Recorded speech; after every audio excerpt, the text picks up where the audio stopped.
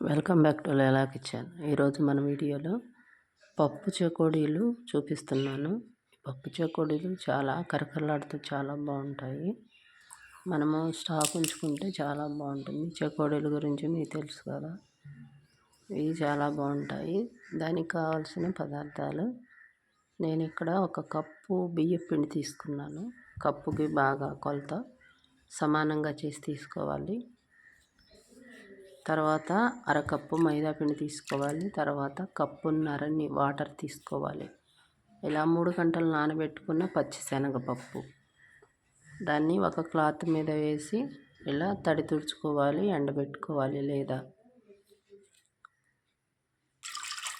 తర్వాత ఈ కప్పున్నర వాటర్ని మరిగించుకోవాలి. మరిగిన తర్వాత 1 టేబుల్ స్పూను సాల్ట్, 1 స్పూను కారం వేసుకోవాలి. తర్వాత 1 స్పూను వంట నూనె వేసుకోవాలి. తర్వాత బాగా మరిగిన తర్వాత ఈ పిండిని దానిలో వేసుకొని కొద్దిగా ఫుడ్ కలర్ వేసి కలుపుకొని నీళ్ళల్లో కలిపి కానీ మరిగే వాటర్లో కానీ వేసుకోవచ్చు. తర్వాత పిండి ముద్ద ఈ విధంగా చేసుకొని ఈ విధంగా చేయాలి. తర్వాత చెకోడీని ఈ విధంగా మడుచుకొని పప్పులో అద్ది చెకోడీని ఈ విధంగా మడుచుకొని ప్లేట్లోకి తీసుకోవాలి.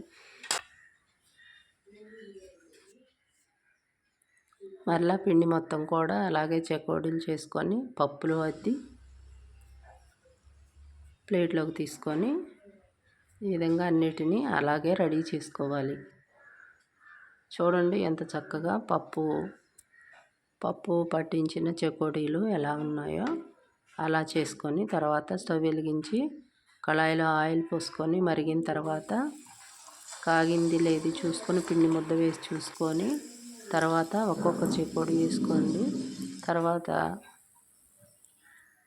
అది తీసి బాగా సిమ్లో పెట్టి వేయించుకోవాలి, లేకపోతే మధ్యలో ఉడకదు, కరకరలాడవు.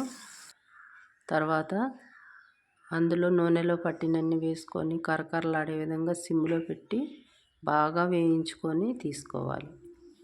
ఒక ప్లేట్లోకి తీసుకోవాలి. అంతేనండి, పప్పు చెకోడీలు రెడీ అయిపోయాయి. ఇవి అందరికీ ఇష్టంగా బాగుంటాయి, చాలా బాగుంటాయి తినటానికి. అంతేనండి, రెడీ అయిపోయింది.